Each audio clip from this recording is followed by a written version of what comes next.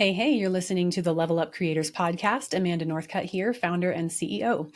We help digital creators build thriving, sustainable businesses they love, and we're so glad you're here. Welcome. My guest, Lucy Cullen, and I have a unique conversation prepared for you today where we cover things like navigating chronic illness while building and scaling companies, the mindset required for success, and building impact-driven businesses. Lucy is an award-winning environmentalist, entrepreneur, and sustainability expert. She is a four-time founder and has coached over 300 entrepreneurs around the world. She has a slew of awards under her belt, including one of Canada's top 30 under 30 environmentalist and emerging leader by the University of Toronto. Lucy's own entrepreneurial journey took an unexpected turn during COVID when she had a major incident and resulting diagnosis, which led to many lifestyle and business changes, which we are going to unpack today. Welcome, Lucy. Thank you so much for having me, Amanda. I'm excited to dive in. Me too. And I would love for you to start off by sharing a little bit more about your background and what led you to become an entrepreneur. Yes. Okay. So I've been an entrepreneur for 10 years now. And I know it's 10 years because the journey started right when I started my relationship with my partner. So It's easy to remember. But I didn't expect to become an entrepreneur. I was in school for my undergrad for environmental studies. I was very adamant that I wanted to have a career in the environmental space, pushing for positive change and environmentally speaking.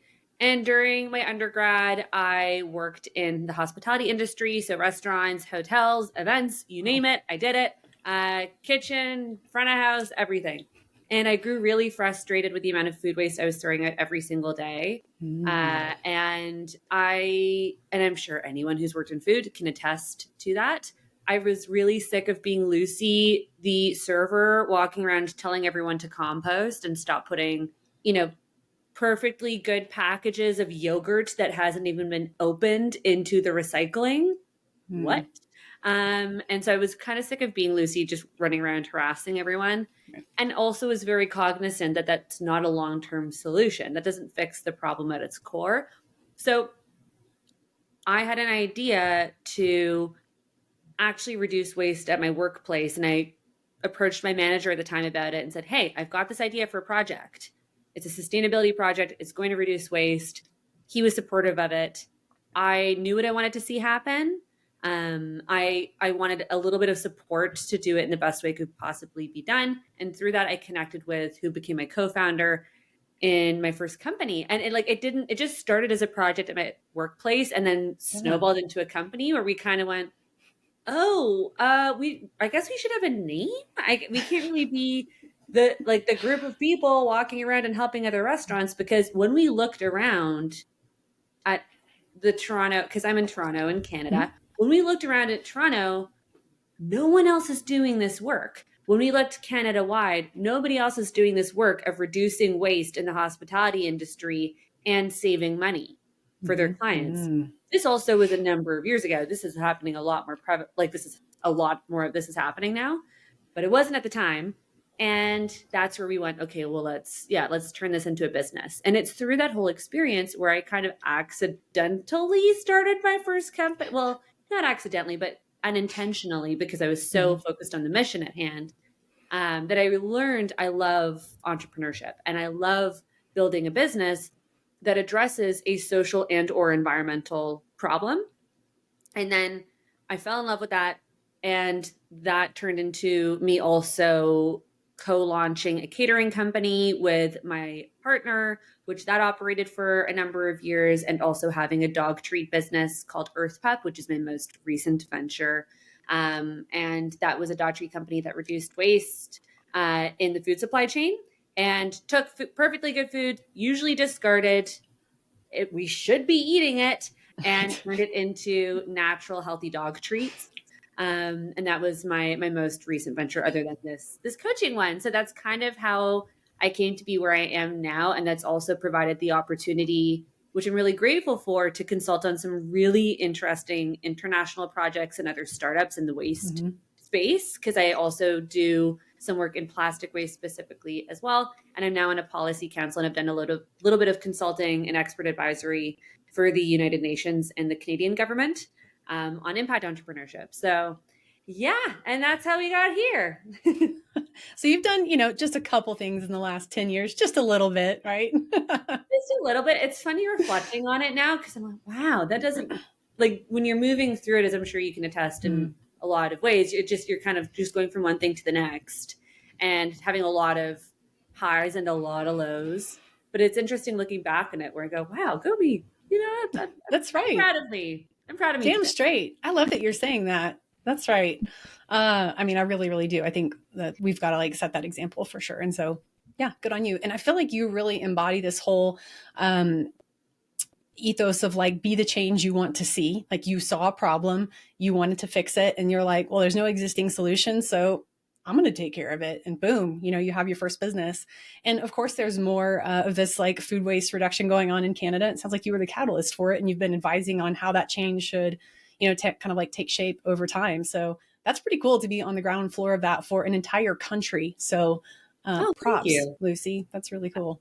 I really appreciate that. No one's quite put it in that way before. So that's very, like, that. Thank you so much. That's very kind of you to say because it's certainly, it had its pros and its cons of being, we Mm, were a couple years ahead of the market. Like this is before, like this was right around the time when a very small handful of hospitality companies had a director of sustainability, and that was kind of it. yeah. Um, and it was challenging being a little, but it was really great looking back to know that we were really one of the pioneers in that space. Like we worked closely with Restaurants Canada, and but it's definitely hard. It's my partner jokes to me all the time because I've now done that twice where I'm such a strong believer if I see a problem, kind of like how you just very kindly noted, oh my gosh, I'm pedal to the metal to fix it. Like there is no other option. I don't even care what stands in my way. I'm going to do what I can, Yeah. which is a good and a bad thing in a lot of ways. And we'll get into that, how that's impacted my health. But like my partner jokes to me that I'm really good at starting companies that are hard for me. Kind of like Terrace, that first one where we were a bit ahead of the market with regards to food waste in the restaurant space, Mhm. just because it was so new to our clients. They'd never heard of a company like us before. Yeah. Um, and the same thing with Earthpup, the dog treat company. No one was building a food waste supply chain like at that scale. Mhm. So we had to pioneer that and figure out, okay, how do we do this at scale? A handful of people are doing this in a really small way. At scale, it hasn't in the pet food space hasn't been done before. So that was also a lot of pioneering things, which is, yeah, I'm grateful to be one of the people in that space. But it's not lost on me how challenging that can also be at the same time. Yeah, I mean, you are going in and creating categories, and category creation is probably the hardest way to start a business because typically when you enter a market there are existing competitors who have achieved proof of concept and product market fit, and it's like people are buying this stuff, we know that it's there, this is going to work, and we've got a unique angle, we're going to come in and we're going to start this business, as opposed to it's a wide open playing field, no one's going to do this, no one has done this before, and we therefore have to explain what the category is that we've created and then do the sales pitch. Like people don't have an existing file Yeah. folder in their brain, like a heuristic to kind of like latch onto. So that's doubly hard, especially to do, I mean, quite early in your career, right? And coming out of the hospitality industry. But anyway, I think that's super cool. And we are going to touch quite a bit on mindset today. So I'm going to kind of dive right into that. And let's talk about imposter syndrome. I mean, you are young, green, creating a category and just going out there and getting shit done. So to what degree did you have imposter syndrome, at least for those first couple of companies? That is a great question. I don't think anyone's actually quite asked me that before. I'll tell you how I handled it in the first one.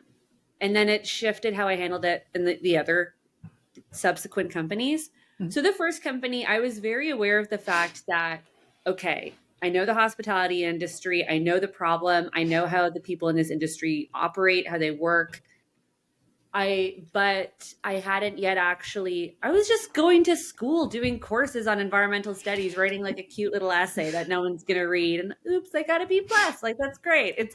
I wasn't doing a lot of those things in practice yet. Cause I was like 20. And so at the time I said, okay, I'm going to find a partner who's more experienced, who I'm going to do this with, who's got more experience in the environmental space. And that's how in my mind, I tried to fill the gaps of my inexperience professionally because the nature of the work I was doing was sustainability consulting. I had never done that before.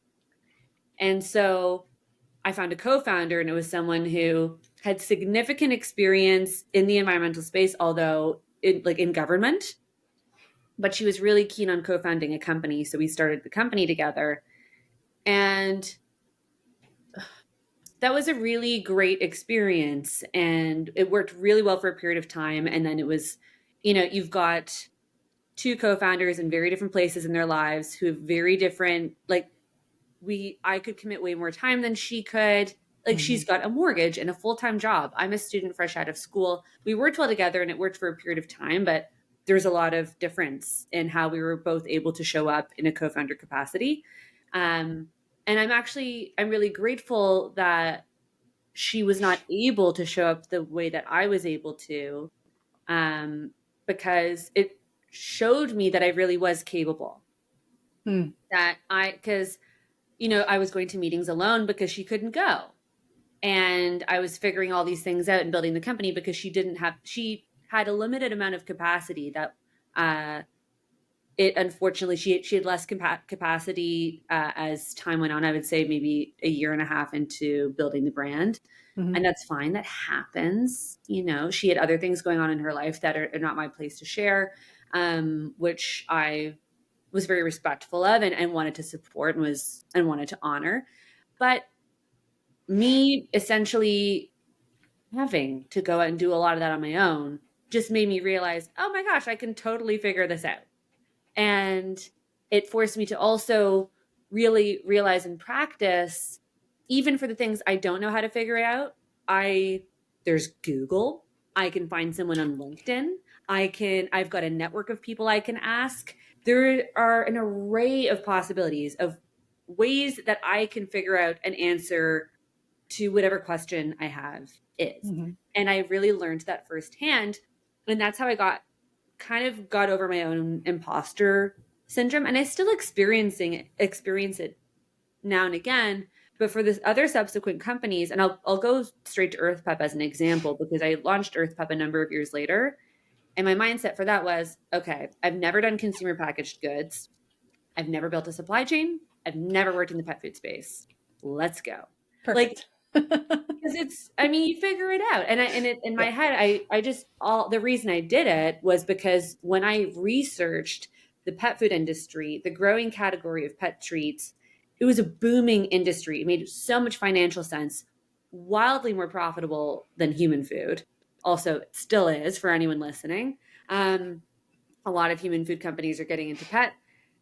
And so it made tons of sense just from a business perspective. But with regards to my own imposter syndrome, I was like, oh, figure it out. So I hired someone who has a very well-established CPG brand in the human space, but still because I was like, how do you make a barcode? Where do I find that? And she's like, okay, I hired her. I'm such an advocate for, I don't often reach out to someone and say, hey, can I pick your brain? I say, no, I have a problem or something I would love advice on. Do you have an hourly rate? Can I hire you for an hour of your time? That's my approach that has worked really well for me. And because I deeply appreciate other people's time and experience and expertise. Anyways, so I hired her. She guided me just through the steps of setting up a CPG brand in Canada. Amazing. And then I researched and I got connections in the pet food space. I asked a ton of questions and I got through and I figured it out. And I feel like and now I feel that way about anything. Like if someone presented to me, this is like the last thing on this topic. I was presented with an opportunity not long ago to help launch an app in a tech company. I've coached tech entrepreneurs. I haven't built one myself. And I was really open to it. And I said yes. But before I said yes, someone very close to me said, yeah, but you have do you know how much it costs to build an app? Do you know all these things? And I was like, yeah, I know it costs money, and anything I don't know, I will figure out. It is figure outable. I know the people to ask. And my greatest skill set is that I'm steadfast and determined, and I'm aware of the gaps in my knowledge. So I just fill in the gaps. And I kind of have that attitude towards everything now. And I do find that, and I think this is the case for any entrepreneur, when we relax in the headspace that it can be figured out, and knowing that we like there is a like, even if you have existing communities or don't, knowing that there are people that you can go to for help, or having those people by your side from the get-go. So you're like, okay, I'm going to go to Alex when I have a problem with XYZ. Mm-hmm. You're rock solid, and I think you get much further much faster. Yeah, I like that. And you're kind of explaining this concept of like forced resourcefulness. And it's like your first co-founder, like maybe that ended up being like a very, very positive thing because you were able to lean into your own abilities. And you're also like really embodying a growth mindset here. You're not like, oh, I can't learn that, or ooh, that's a little bit too much, or ooh, that's technical, I can't handle that. But you're like, no, okay. And I like the self-awareness too, like I'm aware of my knowledge gaps and like I'm systematically filling them. That's like my POV that I've done for probably 15 years now. It's like this week I'm addressing, I mean, not this week, this year I'm addressing this gap kind of a thing. So I really like that. And yeah, the being resourceful and again, embodying that growth mindset and knowing that you can solve problems is so important. I'm sure that you coach on this. And I said we were going to talk about mindset today. So, you know, this is a big part of that. And also plays into like major illness, chronic illness stuff, which we're going to get into in a minute. But yeah, I appreciate you sharing that. Thank you. And that's such an important like key takeaway is just, hey, I can do this. I can learn this. I am capable. I really like the framework that increasing your competence and taking action increases confidence. And so like I'm learning and I'm practicing what I'm learning and I know that I can do it. And then that's like earned confidence as opposed to unearned confidence, which is the kind of confidence that I respect. And so, yeah, thanks for laying all that out. I love that. great. I really like that. I feel like I need to, after we're done taping this, I need to write down how you just said that, because I really like how you said that. Cool. Yeah. I'd love, yeah, share with me what you write down. We can turn it into a framework we'll use. Okay. Okay. Well, let's talk about a little bit more about impact driven businesses. One, you know, you just shared kind of like the companies that you've started, and I think it's very clear, like the value chain and the impact that you're making. But if you could sort of define an impact driven business, and maybe that would help people who are listening better kind of wrap their heads around their business might sort of fit into that space or expand into that, or if they're thinking of starting a business, like how they could make sure that that's like a key element. Yeah, absolutely. That's a great question, because I do feel like the words, impact business and like sustainable business are thrown around a lot with, and and sometimes, that it's not totally aligned with what the business actually is at its core. So an impact business is a business that is definitively solving and moving the needle on a problem that they're setting out to solve at its core. And for me, that's a social and or environmental problem. So if it's a social problem, then that's a problem within that community. And like, that could be, because I think when you look at the three pillars of sustainability, which is people, planet, profit, then like a social problem being, a problem within that's affecting people in a given community. That could be, I'm trying to think of an example right now, and my mind is going blank. But it could be access to.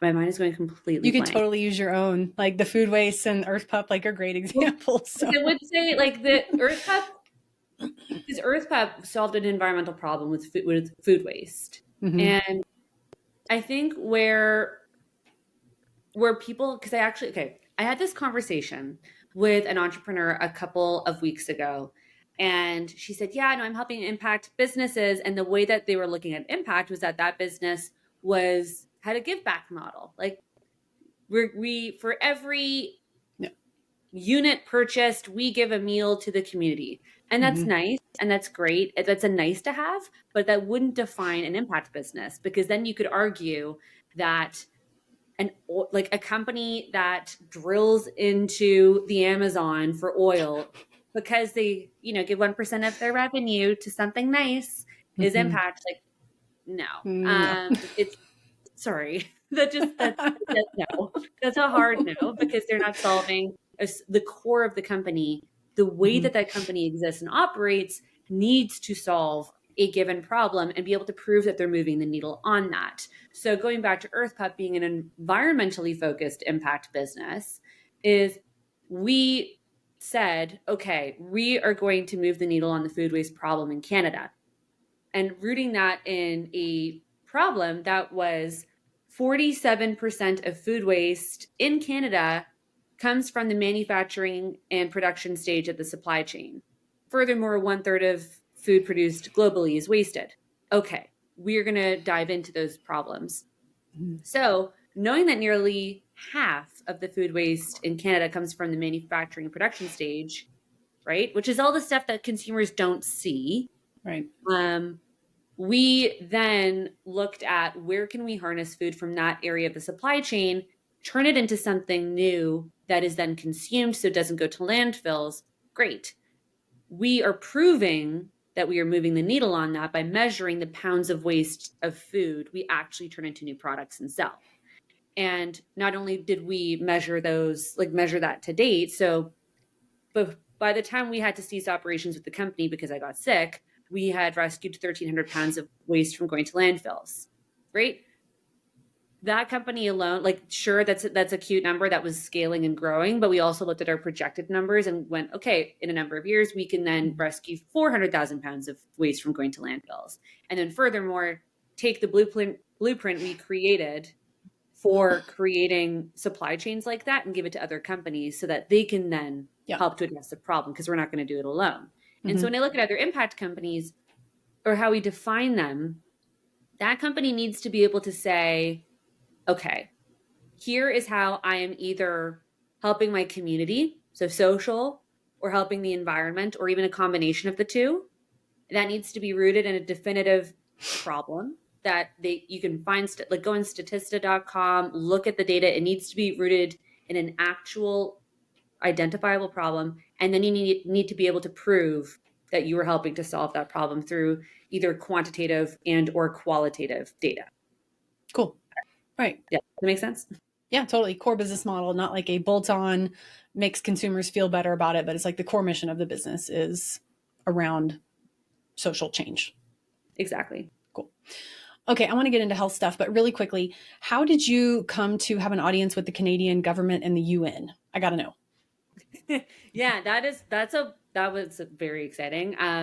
So actually, the Canadian government reached out to me, and they were looking for feedback on their food waste reduction challenge, and they wanted to do it in a way that honored what an entrepreneur would most need. So they showed me their entire model and how they were delivering it, and I provided feedback on it, which was awesome. And I was like, yes, you should do it this way and that way and that way. And then they did. So that was really, they just reached out to me. Someone reached out to me over LinkedIn. So cool. And then I later built, I built actually a program for entrepreneurs, so social impact entrepreneurs in Canada, specifically in the food space.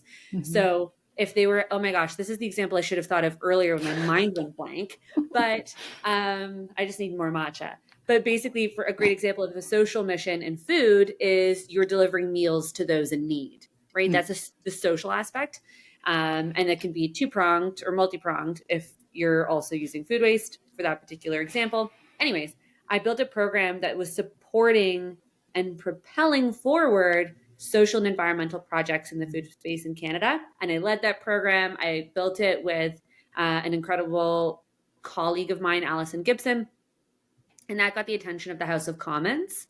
And they actually reached out to us and asked me to speak at the House of Commons to share at the Sustainable Finance Forum, to share what we did, how we did it, and what the results were, because Allison and myself were also food entrepreneurs. So we were leading this program rooted in our own experience of being pioneers in this space.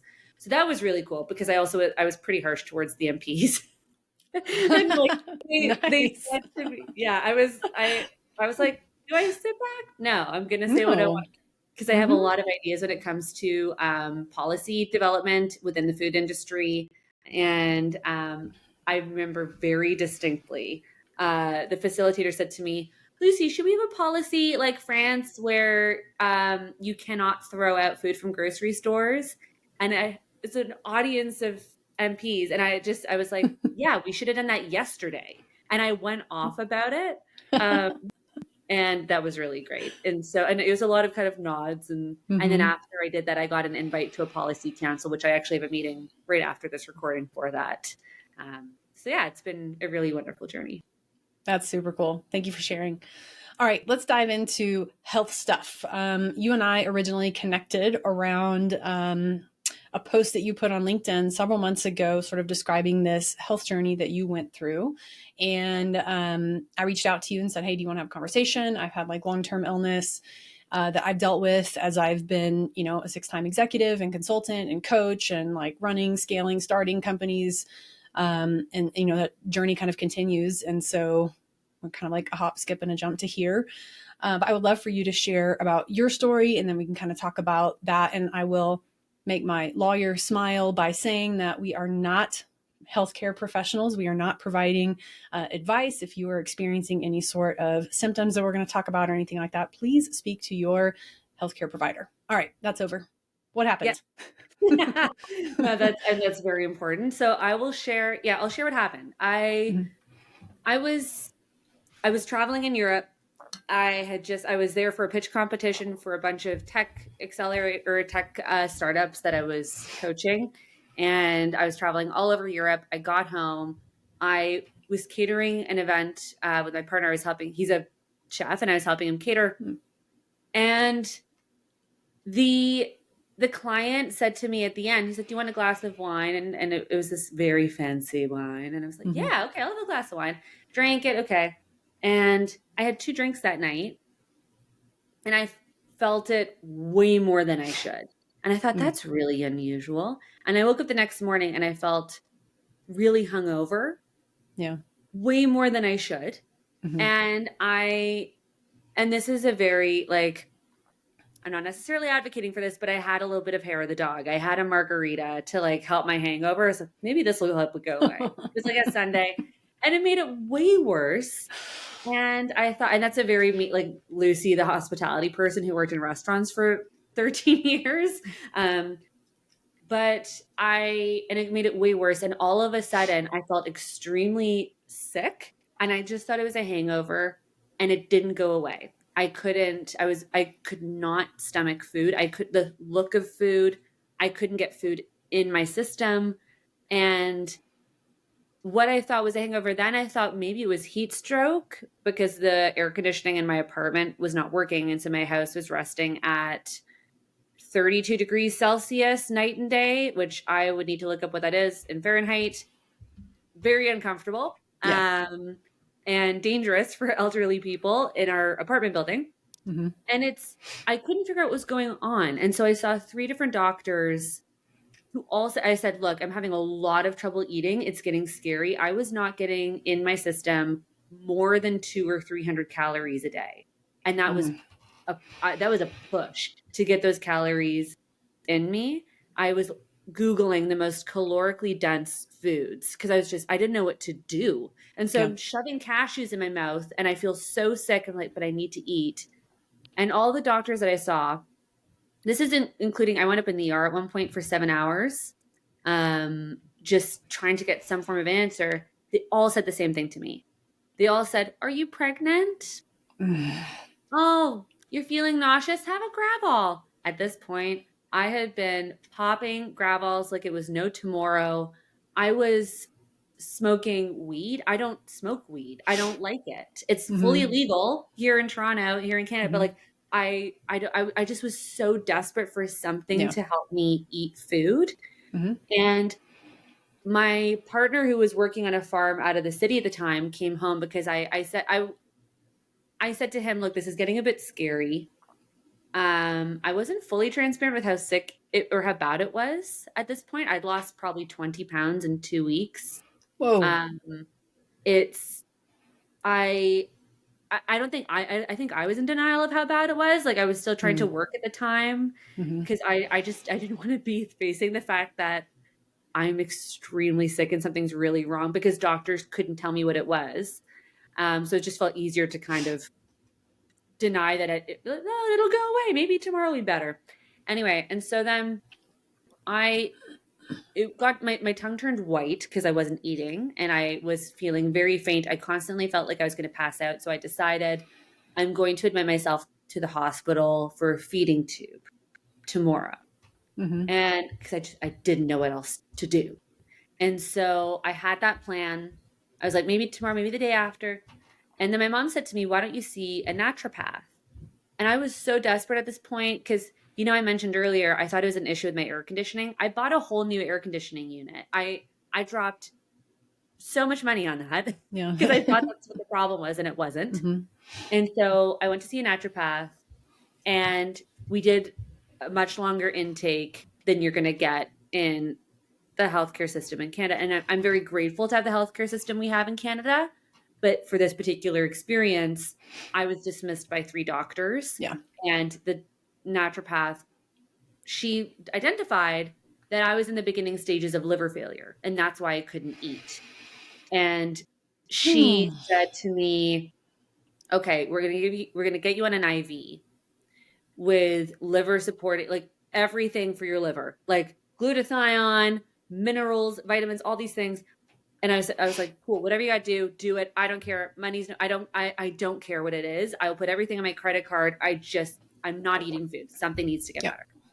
She pumps an IV in me, and I was able to start eating again.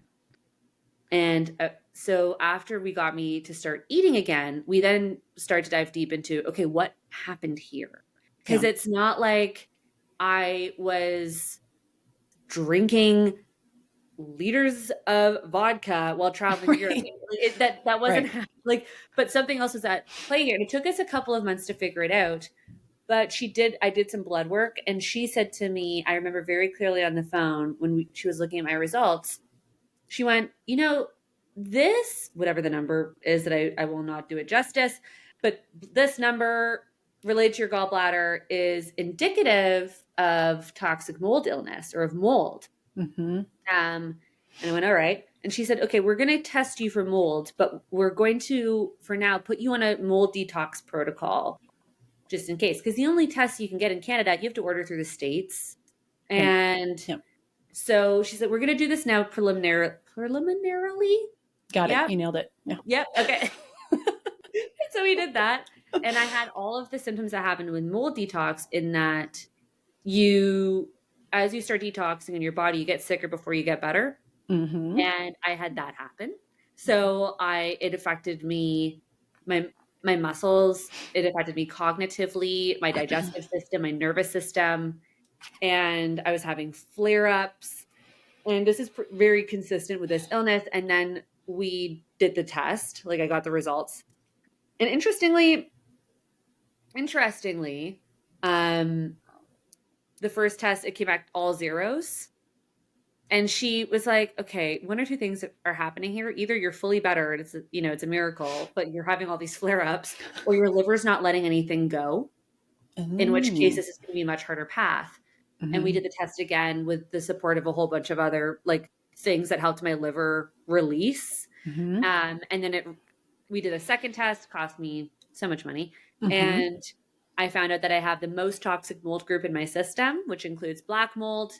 And yes, my liver doesn't do a very good job of doing its job. It doesn't release things very well. Mm-hmm. And when we put all of these pieces together over a number of months, we concluded that what had happened was my body was already under so much stress from traveling, from work. At the time, with Earthpup, which I was operating, we were launching a sister brand, Earthcutt. We were launching a whole new product line that is first of its kind in the pet industry. We were doing all this stuff. And I was go, go, go. I had already dealt with chronic stress-related health issues previously related to my heart. Every entrepreneur's experienced burnout. I've had medical health professionals say to me, Lucy, can you just, not do so many stressful things? And if I'm in the middle of building a company, that's so nice. That's cute. I would love that. I would love if that is advice I could actually put into practice, but it doesn't really apply. And then basically my naturopath said to me, she's like, look, I think your body was already under so much stress over such a long period that the mold exposure was the straw that broke the camel's back. And what you experienced was your liver just starting to shut down as a result. And why I think that's actually a good thing is that my liver did that is because we identified the problem very fast because we had to, because I wasn't eating. So many people live with toxic mold for years and it's not diagnosed. But it really was a wake-up call around how I need to operate both in my professional life and my personal life. And I'm doing my test to see if it's out of my system this month. So Right. yeah. Ooh, so many questions. So many questions, so little time. But I guess looking back, you just said you have a history of like chronic stress related illness. Leading up to this time, the night you were doing a catering event, you had the really nice glass of wine. You woke up, didn't feel good, had the margarita. Were there signs before that you, looking back, hindsight 2020, you're like, this is the point at which I should have started pursuing medical care? Or was that really just like sign number one? I think it was sign number one. Whoa. Yeah, it was. I always knew that I needed to. So with regards to stress related illness, I knew for a long time that something needed to change because, to be perfectly frank, while I was building a lot of those companies, I was also working other jobs to pay my bills. I was working full-time jobs a lot of the time. And so it was a lot of okay, I will be relaxed when I quit my full-time job, I will have more space and I will be more relaxed. And my family and friends who were concerned about me, I go, oh yeah, this is only temporary. And I fully believed that because it felt that way. So I knew that was a problem that needed addressing. With regards to this particular illness, that was actually the very first sign. Before that, I was eating I was eating without any issue and felt totally fine while traveling. And it was all fine and dandy. It was just that really was sign number one. And it was all downhill from there. Wow. And when was that again? What month? What year? August 2022. August of 2022. Okay. And we're recording this in January of 2024. So, what's happened in the last like 18 months? And I mean, you can take that from any angle if you want. Like, how has your life changed? How has your mindset changed? What are your treatment protocols like? And how does that interfere with your life? And we're also going to talk in a minute about like, you made a significant business pivot because of this. So yeah. I'm actually, and we'll get into that because I'm really grateful this all happened the way it did. And now looking back on it, it makes so much sense. So my naturopath, Dr. Allison Freeman, who's in Toronto, she's amazing. What she did was she put me in a really aggressive protocol, especially after we got the diagnosis that I have. And I should know what the mold group is called. It starts with a T, but it is the one that includes black mold. And I remember when we had the call, when she told me that, she went, how do you feel? This is the worst one. Like, she's like, are you okay? Like, it was her checking in. And in my head, I just went, okay, well, just tell me what to do. And like, let's just do it. There's nothing I can do about this right now. So my protocol was, I had to take bentonite clay, which she gave me a very specific food grade one to purchase because apparently a lot of bentonite clay is contaminated. yes. And so I got bentonite clay, activated charcoal, and then a spirulina and chlorella combo that she gave me. And those are all binders to mold. So I'd have to take all three of those every day, 2 hours away from food, which meant it took me a while to figure out how to navigate that because that means there needs to be 3-4 hour windows in my day where I'm not eating.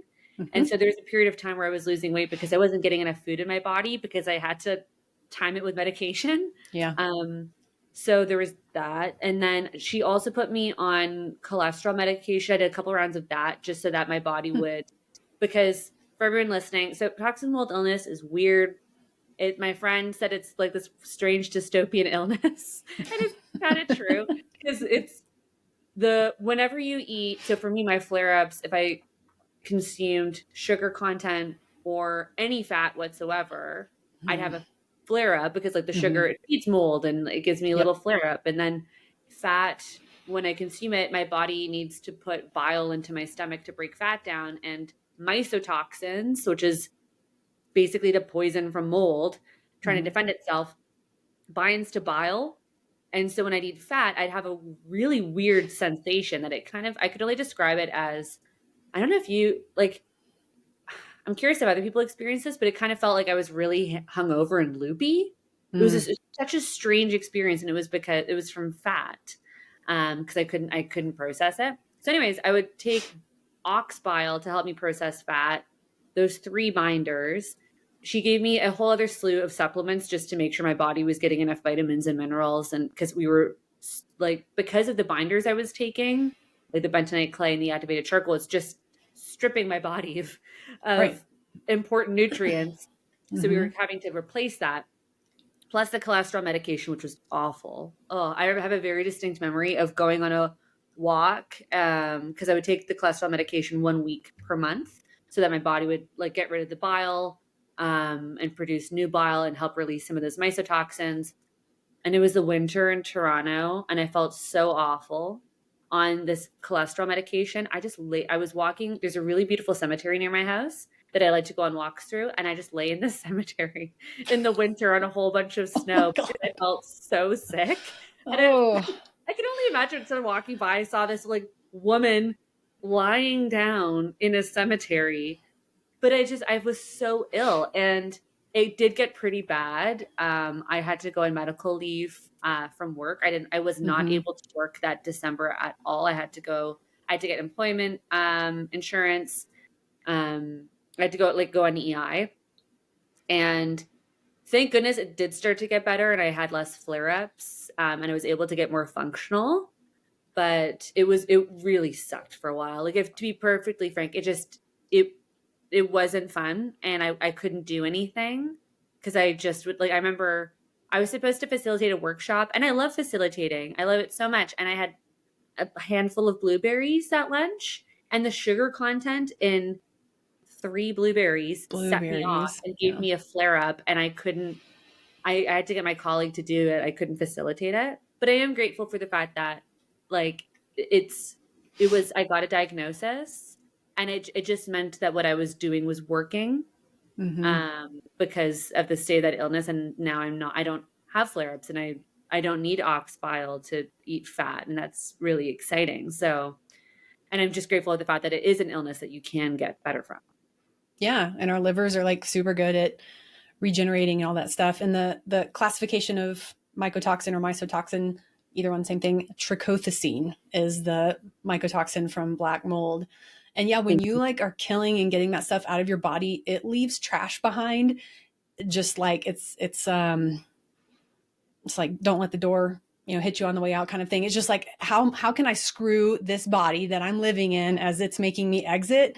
And so that's, yeah, those flare ups from die off and removal and all that is really really really miserable.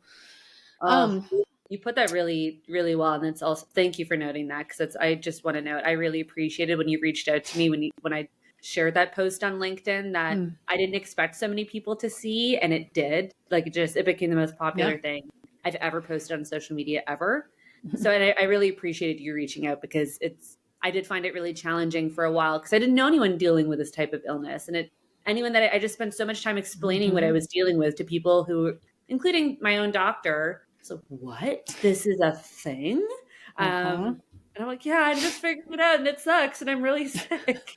I can't eat whatever you're making us for dinner. Sorry. But so I really appreciated when you reached out. Thank you. Yeah, for sure. I mean, I think we have a responsibility as like female entrepreneurs, business owners, founders, bosses to show what real life is like. Like, social media is by and large like the top 2% highlights of life. And life is not a highlight reel. Life is difficult and it's typically one struggle to the next. And the idea is not that like, oh, I'm finally going to get through this and then everything's going to be okay, but more like, how can this challenge best equip me for the next challenge? And you become, I think, a more like whole person who is more informed and has more wisdom. And when you gather that along the way, whether it was forced upon you or not, it's really important to share that with other people. I mean, every time that I've shared about my health journey, somebody new pops up on the radar.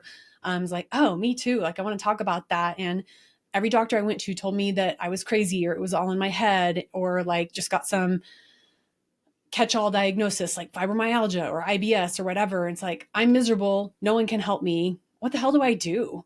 And especially like we are working full time, sometimes moms supporting families, supporting teams and stuff like that. And life can get pretty impossible if you're in this situation, or at least feel that way, like a crushing weight of a boulder that's like bearing you into the ground a little more every day.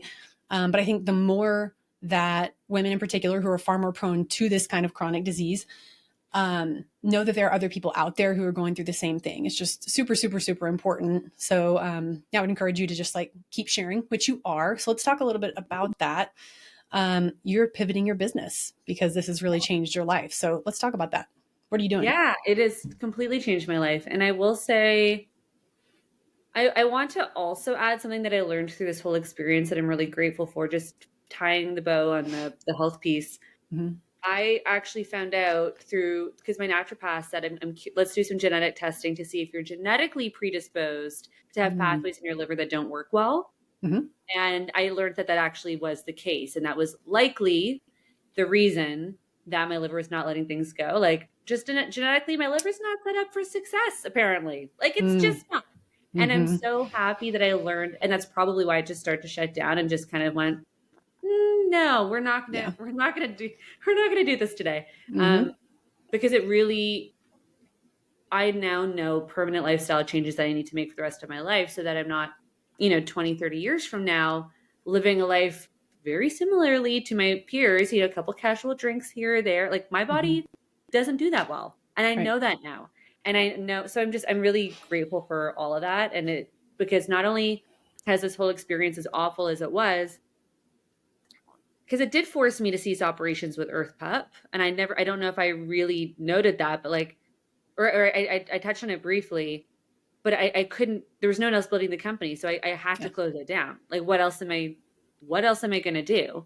Yeah. And so as awful as it was, and I remember at the time thinking, why is this all happening? This sucks. There is no silver lining that I can currently identify. I'm spending thousands of dollars on naturopathic care because I can't get any support through the Canadian system because they don't recognize my illness. Right. Although my doctor, she worked very well with my naturopath, and credit to her, but like the Canadian healthcare system at large, like it never would have been caught. And so I was like, okay, I am in so much debt. I am not working. I have closed my company down. I am pretty good at finding the silver lining. I don't see that here. Yeah. I don't see it. And it took me a long time to find it. And I now know what that is. And even though Earthpup, it still could be revived in some shape or form. We had a couple buyers interested. But this whole experience made me really realize, okay, the way that I was working, which is very much in line with the way most entrepreneurs work, I learned firsthand why that is not sustainable because my body just started to shut down. And it became my mission to go, okay, if it really just became my new mission in my career to support entrepreneurs, especially those that are scaling impact businesses, those who are at the height of their career, they're raising 5 million and they're bringing their business to the next level, supporting them so that they don't burn out. Because I feel like when I was, even with some of the other stress related illnesses I had, like I was saying earlier, I grew frustrated with people just saying, well, can you just not do that? Or have you tried meditating? Like, cute. Yeah, that's valid.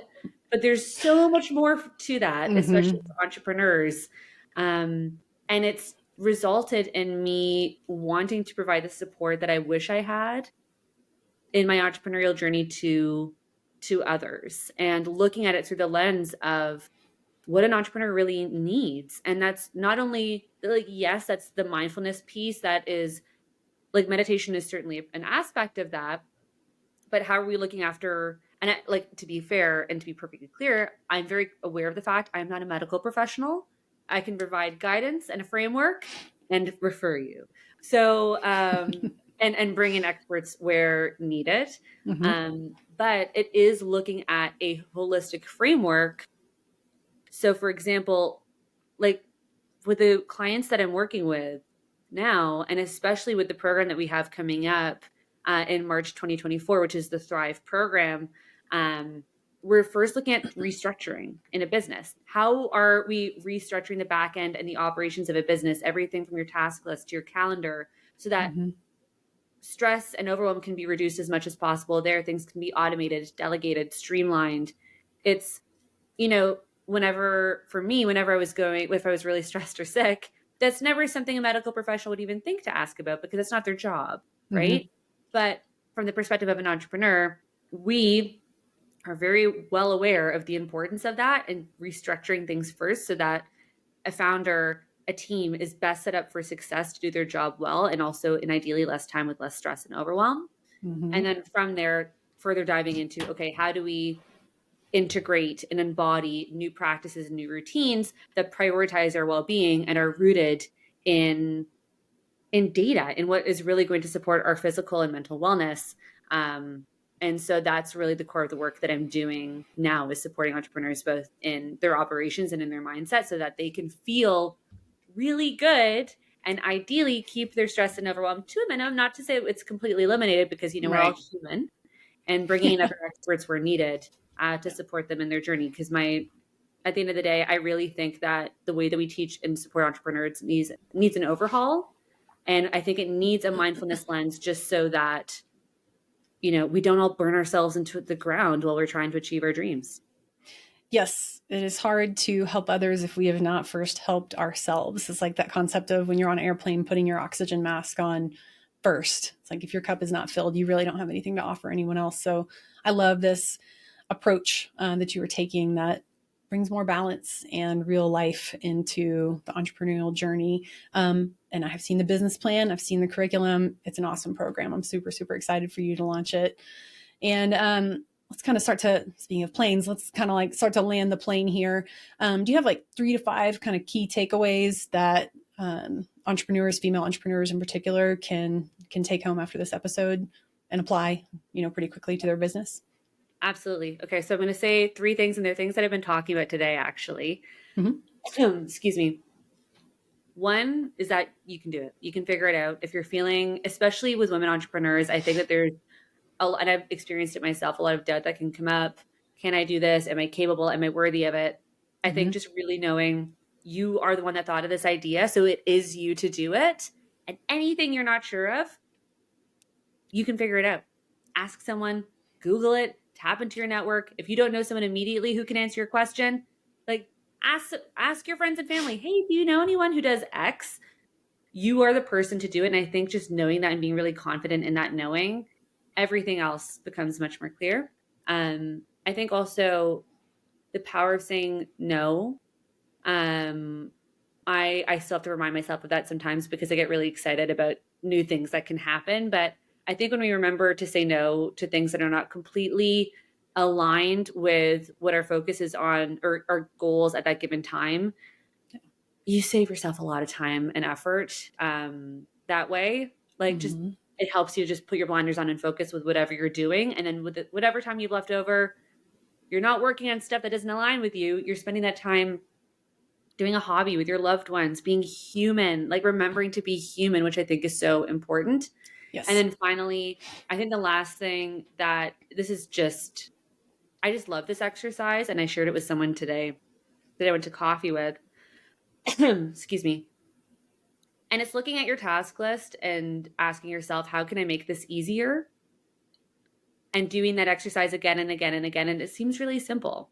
But I think we also have a tendency, especially, like I think all entrepreneurs do this, and especially early stage ones, is you want everything to be perfect and polished and everything it can possibly be. But I think when we look at how do I make this easier for myself and more simple, we therefore reduce our stress and overwhelm, and it just allows you to get more done. And I think those 3 things, saying no, making things easy for yourself wherever possible, and knowing that you can do it because you are the person that came up with the idea, so it is you to do it, will really set everyone up for success as much as possible in the early days and any day. Yeah, that's great. I love that 1, 2, 3 punch. Well, thank you again for joining me today, Lucy. Do you have like a quick parting shot, and where can listeners find you online? Yes, thank you so much. So you can find me at the Lucy Cullen on Instagram, TikTok, and Facebook. Cullen, kind of like they spell it in Twilight. If you're a millennial, you will understand that reference. You can also find me at lucycullen.co. I also have a podcast myself called The Holistic Founder on Spotify, which Amanda will be a guest on very soon, which I'm very excited about. And also there will be a freebie in the show notes. If you want to reduce stress and overwhelm, avoid burnout, the link will be there for you. And that's it. Thank you so much for listening in. Awesome. Thank you. Time is precious. Thank you for sharing yours with us. Level Up Creators exists to amplify the voice, reach, and impact of creators making a positive difference in the world. With your expertise as our focus, our team of strategists, marketers, sales pros, product developers, administrators, and tech gurus handle the heavy lifting of building and optimizing a profitable business that will transform your life for good. Subscribe to the show and check out WeLevelUpCreators.com to sign up for our newsletter, where we share weekly actionable business tips for creators just like you. See you next time on the Level Up Creators podcast.